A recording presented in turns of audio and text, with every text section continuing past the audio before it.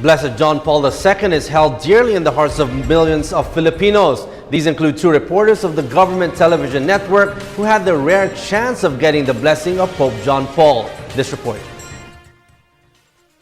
Modest, kind-hearted, and gentle. These are remarkable characteristics of Blessed John Paul II, widely known as the traveling Pope, that made him dear in the hearts of millions of Filipinos. Despite a difficult childhood, orphaned at a young age of 21, it did not cripple Blessed John Paul II.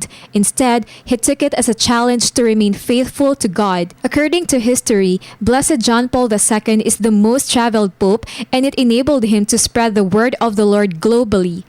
He is also a champion for peace and known to be a vocal advocate for human rights. In 1995, Blessed Pope John II visited the Philippines to celebrate the World Youth Day because one of his admired traits is his love for the youth. Anywhere he goes, devotees of the Pope, especially those who had a close encounter with him, share a common testimony. He is a beautiful blessing. Justin Espina Letargo, a Filipino who saw and met Blessed John Paul II up close to ask for a blessing, shares her meaningful experience.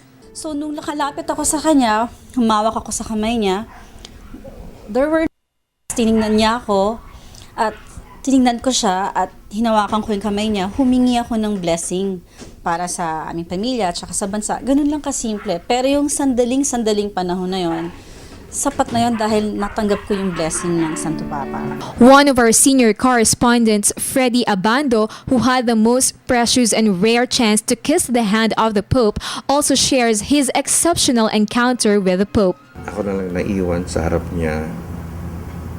I knelt down. He gave me his hand. He touched it. And when he touched it, I felt so different. And when I kissed his hand, closed my eyes, at that very moment I said, since he is God's representative, or Christ's apostle here on earth, it's the next best thing being close to God. The pure sincerity of the heart of the traveling Pope will forever be carved in the hearts of his followers.